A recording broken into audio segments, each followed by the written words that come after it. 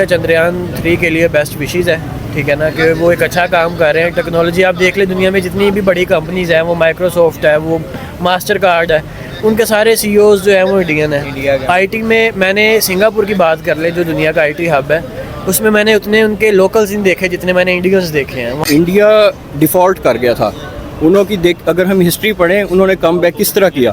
उन्होंने अपनी education system बेहतर किया, IT एक्सपोर्ट पे बढ़ा उन्होंने किया। आज हर फील्ड में इंडियंस हैं, नो डाउट। उन्होंने एजुकेशन है, उनकी IT एक्सपोर्ट बढ़ी है, उन्होंने टेक्नोलॉजी को अडॉप्ट की है।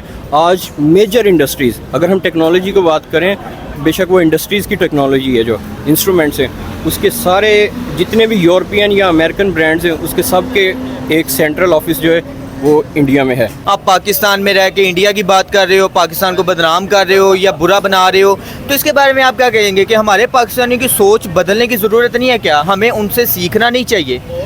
बिल्कुल सीखना चाहिए यार, यही तो हमारे मसला है ना। दुनिया में इमिग्रेशन, मैंने ना तकरीबन 5 से 6 मुल्क विज़िट किए थे, तो उसमें मैंने ना 6 मुल्कों में जो हमारी इमिग्रेशन देखी ना, पाकिस्तानी पासपोर्ट देखते हैं वो हमें पूरी लाइन से अलग कर देते हैं। ये हम सिर्फ यहाँ बैठे हम जो है ना बातें बना सकते हैं, दुनिया में हमारी कोई इज़्ज़त नहीं है। इवन के एशिया में लोएस्ट हम देखें तो हम हैं। अब बांग्लादेश पाकिस्तान से आगे टेक्नोलॉजी में, इकोनॉमी में, इंडस्ट्रियल जोन के हिसाब से आगे नहीं। तो क्या आपको पता है कि इंडिया में तो इसरो है जो स्पेस एजेंसी, जिसने चंद्रयान-3 लॉन्च किया है, और आपको पता है कि पाकिस्तान की भी एक अपनी स्पेस एजेंसी है। पाकिस्तान के पास एजेंसी है? बिल्कुल, पाकिस्तान की भी अपनी स्पेस एजेंसी है। Hello to everyone, my name is Ejaz Anjum and you are watching our YouTube channel Zubair Watni. I hope so कि आप सब लोग खैरियत से होंगे। आज हम जिस टॉपिक पर बात करने वाले हैं वो बहुत ही ज़्यादा इंपॉर्टेंट टॉपिक है। इंटरनेशनल लेवल पे पूरी दुनिया में लोग इस टॉपिक को देखना चाह रहे हैं और इसके ऊपर सर्च कर रहे हैं, और उनकी नज़रें सिर्फ़ और सिर्फ इसी चीज़ के ऊपर लगी हुई हैं गुज़िश्ता 1 माह से। और आज ये घड़ी आन पहुंची है कि जब उसका रिज़ल्ट हम लोग को नज़र आने वाला है। जैसा कि आप लोगों को पता है कि इंडिया की इसरो स्पेस एजेंसी ने चंद्रयान-3 मिशन 1 मंथ पहले लॉन्च किया था, और आज वो मून के ऊपर उनका विक्रम लैंडर जो कि लैंडिंग के लिए अपनी जगह ढूंढ रहा है और उसकी सर्च कर रहा है, और अभी तक वो कांटेक्ट में है। जैसा कि चंद्रयान-2 मिशन लैंडिंग से कुछ ही देर पहले उनका राब्ता इसरो से ख़त्म हो गया था, तो अभी वो चंद्रयान-3 जो है वो सक्सेसफुली लॉन्च होने जा रहा है, लैंड करने जा रहा है। तो इस पर हम अपनी पाकिस्तानी पब्लिक के रिव्यूज़ लेंगे और उनसे जानेंगे कि जैसे चंद्रयान-2 पे उन्होंने मीम्स बनाए थे, ऐसे ही इस बार चंद्रयान-3 पर भी वो मीम्स बनाएंगे, या इंडिया को अप्रिशिएट करेंगे या वेल विशेज़ रखेंगे। अगर आपको हमारी वीडियो अच्छी लगे तो ज़ुबैर वतनी चैनल को सब्सक्राइब कर दें और पास ही लगे बेल घंटी के आइकन को प्रेस कर लें। तो चलते हैं वीडियो की तरफ। अस्सलाम वालेकुम। वालेकुम अस्सलाम। क्या नाम है आपका? अहमद। अहमद, क्या करते हैं आप? यार मैंने BS एग्रीकल्चर किया हुआ और फ़िलहाल मैं सोशल मीडिया मार्केटिंग का काम कर रहा हूँ। सोशल मीडिया मार्केटिंग कर रहे हैं, तो थोड़ा सा ऊंची बोलिएगा। और आज का जो हमारा टॉपिक है वो पाकिस्तान और इंडिया के ऊपर है, एजुकेशन या टेक्नोलॉजी की बात कर लें हम, तो इसमें दूसरी जो अदर कंट्रीज़ हैं वो डे बाय डे ग्रो किए जा रही हैं। इंडिया की बात कर लें तो चंद्रयान-3, इसके अलावा उनके डीप सी मिशंस की बात कर लें, वो डेवलप किए जा रहे हैं अपने आप को। रशिया की बात कर लें तो उन्होंने लूना 24, 25 मून मिशंस कर लिए हैं। चाइना, जापान डेवलप किए जा रहा है, तो पाकिस्तान किस दहाने पे खड़ा है? आपको क्या लगता है? यार टेक्नोलॉजी की बात करें तो हम दुनिया से तकरीबन 500 साल पीछे हैं। रिसेंटली मैं कुछ मंथ पहले जो है ना ये सिंगापुर और इधर वाली साइड्स पे भी गया था। इसमें कंबोडिया, लाओस हमसे गरीब मुल्क है, लेकिन उनका इंफ्रास्ट्रक्चर, उनकी बैंकिंग, उनकी टेक्नोलॉजी, ठीक है, वहाँ पे 1-1 लाख का नोट है, ठीक है, और मतलब वो गरीब मुल्क है, लेकिन उनका मेयार जो रहने का है ना वो हमसे बहुत अच्छा है। और जहाँ तक बात आ जाए टेक्नोलॉजी की, इंडिया ने चंद्रयान-2 जो है वो फेल हुआ, हमारे पाकिस्तानियों ने मीम्स बनाई और उसके बाद उन्होंने चुप रहे, बर्दाश्त किया उन्होंने, और चंद्रयान-3 लॉन्च किया और उनका कामयाबी हो गया। और जबकि हमारी तरफ देखा जाए तो हमारे PTA के ऊपर देख लें या जितने भी हमारे ये टेक्नोलॉजी हैं, वो सारे हैंडल्स जो है ना वो बंदे कर रहे हैं जिनको टेक्नोलॉजी का कुछ पता ही नहीं है, ठीक है ना। तो फ़ायदा कोई नहीं है, आप 100 सड़कें बना लें, उसके ऊपर जो है वो टूल टैक्स जो है वो आप रखें और अपने बंदों को फ्री गुजरने दें। आप यूनिवर्सिटियाँ बना लें, उसके अंदर आप जो है वो अपनी सिफारशी बंदे रख लें। आप अस्पताल बना के जो है वो डॉक्टर अपनी मर्ज़ी के रख लें। तो पाकिस्तान में मैंने जो स्कोप टेक्नोलॉजी का देखा है ना, तो वो अभी मेरा नहीं ख्याल को आगे 10 के साल तक हमें नज़र आ रहा है। यूनिवर्सिटी ग्रेजुएट मेरे बैचमेट जो हैं वो बहुत सारे फ्री हैं, और बाकी अल्लाह जाने कितने और गुजर गए हैं और कितने आ रहे हैं। और इस पे मैं बात करता चलूँ कि जो हमारे फवाद चौधरी थे, जो एक्स चीफ मिनिस्टर्स थे, उनकी ये स्टेटमेंट थी कि अगर हम चांद को यहाँ से बैठकर देख सकते हैं तो हमें वहाँ पर जाने की क्या ज़रूरत है। तो इंडिया ने 615 करोड़ लगाकर चंद्रयान 3 मिशन किया है, और यहाँ पे जो एक्स मिनिस्टर्स हैं वो ऐसे के स्टेटमेंट्स दे रहे हैं। तो इस पे आप क्या समझते हैं कि पाकिस्तान किस स्टेज पे है? यार वो 615 करोड़ जो है ना वो अपनी जेबों में डालना चाहते हैं। अगर उनके पास होगा भी तो वो नहीं जाएंगे, ठीक है ना। हमारे यहाँ यही तो मसाइल है, जिसकी वजह से हम जो है वो तरक्की नहीं कर रहे, और दुनिया जो है वो बहुत आगे निकल चुकी है। सिंगापुर बहुत ज़्यादा, आप उसकी हिस्ट्री पढ़ें, उसको इसलिए अलहदा कर दिया गया था इंडोनेशिया से कि वो बहुत गरीब खिता था और उसके लोग जो थे उनको अकल नहीं थी, वो मतलब जो है ना, लेकिन उनको अच्छी लीडरशिप मिली, ठीक है। उनका जो मेरा ख्याल वज़ीर आला या सदर था, वो उनका नाम नहीं मुझे याद, तो उसने उसको कहाँ से लेके कहाँ तक, आप उसकी 50 साल की तारीख पढ़ लें, कहाँ तक ले गया। तो वो दुनिया का आज IT हब है। हमारे भी बहुत सारे जो है ना नौजवान यहाँ पे पढ़ लिख के, आप देख ले कि इस साल कितनी जो है वो इमिग्रेशन हुई है बाहर। हमारा जितना भी नौजवान था, स्किल वर्कर था, वो सारा बाहर चला गया। अबाउट 10 लाख के अराउंड हाँ। फिगर जो है वो बताई जाती है कि वो माइग्रेट कर चुका हुआ है। हाँ, और फ़िलहाल वही यहाँ पे है, यहाँ तो जिसके पास पैसे नहीं है, वसाइल नहीं है, और यहाँ जिसका प्रोसेस चल रहा है। तो उसके अलावा मेरे ख्याल से कोई बंदा ऐसा पढ़ा लिखा, क्योंकि यहाँ पे तालीम का निज़ाम नहीं है, सिक्योरिटी यहाँ पे नहीं है, बिलों में इजाफे आप देख लें, ठीक है ना। एक जिसकी तनख्वाह 40,000 50,000 है, उसका 30,000 बिल आ जाएगा, तो वो बाकी घर के अखराजात कहाँ से मैनेज करेगा। तो इस पे अगर मैं बात करूं कि आपकी क्या राय है या आप क्या सोचते हैं कि लूना 25 जो रशिया का मून मिशन था वो तो अनसक्सेसफुल हो गया, वो फेल हो गया, तो इंडिया के चंद्रयान 3 पे आप क्या समझते हैं कि उनका जो विक्रम लैंडर है वो बिल्कुल चंद्रयान मून के ऊपर है और वो अपनी सॉफ्ट लैंडिंग के लिए स्पेस देख रहा है। तो आप क्या विशेष रखते हैं या क्या आप अप्रिशिएट करते हैं या वेल विशेष रखते हैं इंडिया के लिए कि सक्सेसफुल हो जाए? आपकी क्या राय है, क्या थॉट्स हैं आप? यार एज अ ह्यूमन बीइंग हमें एक दूसरे को जो है ना वो बेस्ट विशेस ही देनी चाहिए, और अपना जो हम कर रहे हैं इस पर अफसोस करना चाहिए और इसके ख़िलाफ़ बोलना भी चाहिए, ठीक है ना। बहुत सारे जैसे आजकल चल रहा है, जो बोलता है उसको उठा लेते हैं, तो इनका फिर रिएक्शन ये देखेंगे और बहुत जल्द देखेंगे। लेकिन इंडिया का अगर बोला जाए तो इनका चंद्रयान 3 के लिए बेस्ट विशेस है, ठीक है ना, कि वो एक अच्छा काम कर रहे हैं। टेक्नोलॉजी आप देख ले, दुनिया में जितनी भी बड़ी कंपनीज़ हैं, वो माइक्रोसॉफ्ट है, वो मास्टर कार्ड है, उनके सारे CEOs जो हैं वो इंडियन है। IT में मैंने सिंगापुर की बात कर ले, जो दुनिया का IT हब है, उसमें मैंने उतने उनके लोकल्स नहीं देखे जितने मैंने इंडियंस देखे हैं। वहाँ पे सफाई से लेके और जितने भी वहाँ पे बड़ी टेक्नोलॉजी ऑफिसेज हैं, मतलब जो भी उनकी वहाँ पे टेक्नोलॉजी, उसमें 90% मेरे ख्याल से इंडियन है, और पाकिस्तानी वहाँ मुझे बहुत कम नज़र आए हैं, क्योंकि ना उनकी यहाँ पे वैसी ग्रोथ होती है, ठीक है, और ना हमारा तलीमी निज़ाम ऐसा है कि जो है ना वो हम इन चीज़ों पे सर्च कर सकें। तो मेरे ख्याल से जो है ना वो हम अभी बहुत दूर है इस चीज़ के लिए, और इंडिया के लिए जो है वो बेस्ट विशेज़ है। अल्लाह करे वो कामयाब हों और इस मामले में वो उन्होंने इतनी मेहनत की है, उनकी मेहनत जो है वो रंग लाए।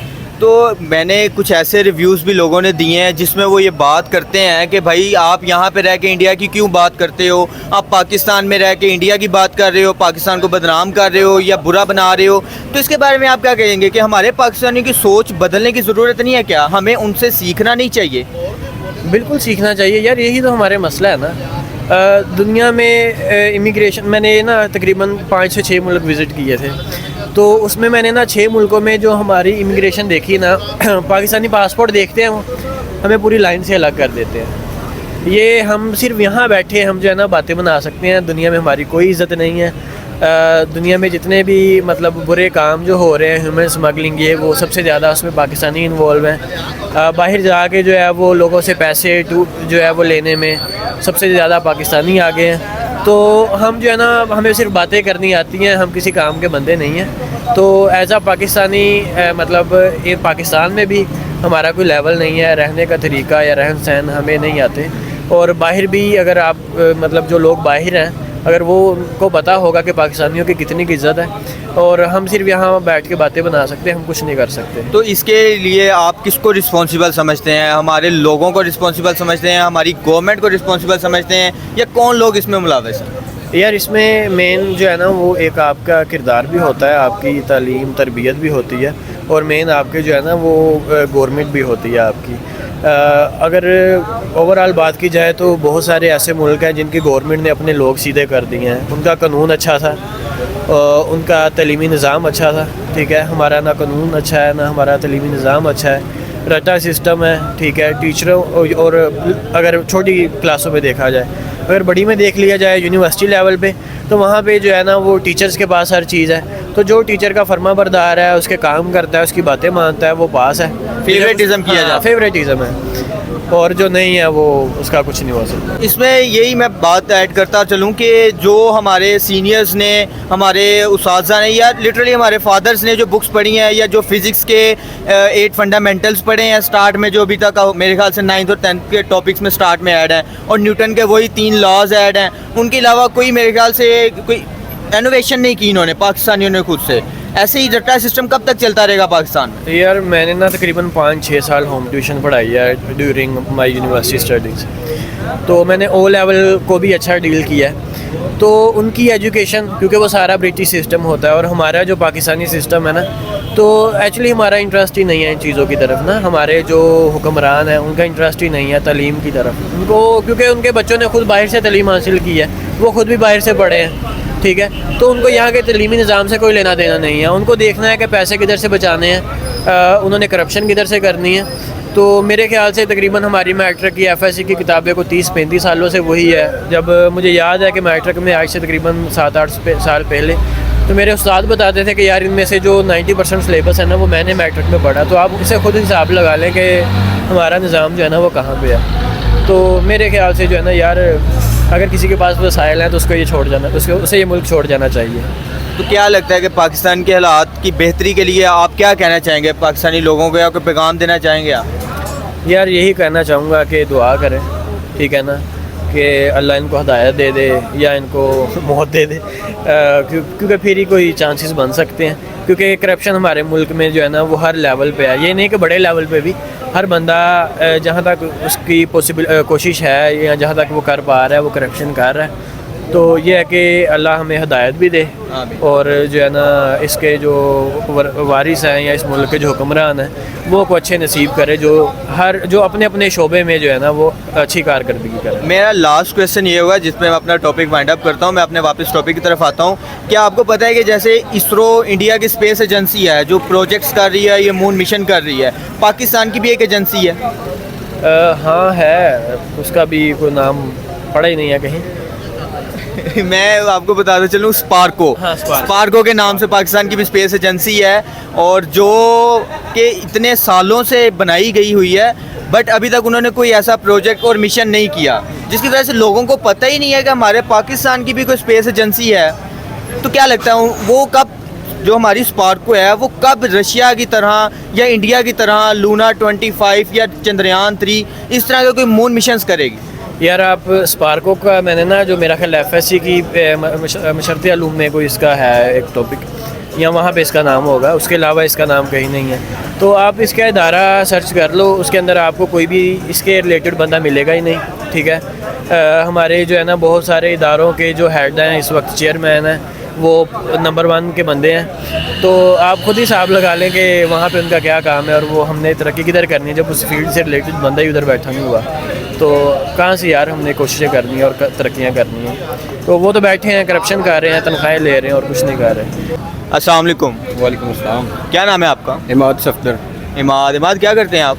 मैं जॉब करता हूँ। जॉब कर रहे हैं। अच्छा इमाद, आज का जो हमारा टॉपिक है वो एजुकेशन और जो technology day by day develop हो रही है अदर कंट्रीज़ में। इंडिया की बात कर लें, इंडिया का चंद्रयान 3, चाइना, रशिया की बात कर लें, उनका लूना 25 मून मिशन, उसके अलावा बाकी other countries Japan, China, America, वो बहुत ज़्यादा डेवलप कर रहा है। तो इस पर बात करें, पाकिस्तान कहाँ पे खड़ा है, किस दहाने पे खड़ा है? पाकिस्तान को हम किसी पैरामीटर में मेजर तो नहीं कर सकते, क्योंकि हम बिलो एक लाइन से भी बिलो हैं। हमें मतलब नो डाउट हमारे एक ब्रदर कंट्री है, बेशक जो भी एक इख्तलाफात हैं वो एक लेवल पे हैं। हमें तो टेक्नोलॉजी में फ़ाइट करनी चाहिए इंस्टेड ऑफ के हम फाइट करें, वॉर करें या कोई इस तरह। नो डाउट उन्होंने बड़ी अच्छी एफर्ट्स की है। लास्ट टाइम भी उन्होंने ये लूना 2 के नाम से, नहीं चंद्रयान 2 के नाम, चंद्रयान 2 के नाम से एक लॉन्च किया था, बट वो फेल हो गया। लेकिन अब उन्होंने फिर फर्दर एफर्ट्स किए हैं, अपनी जो ड्रॉबैक्स थे उन पर कम बैक करके उन्होंने लॉन्च किया है। हम तो दुआ करते हैं कि कामयाब हों, वो उनकी एफर्ट से उनको फ्रूट मिले उनकी एफर्ट्स का। बट हमें उनको देख के सीखना चाहिए इंस्टेड ऑफ कि हम उनको डिग्रेड करें।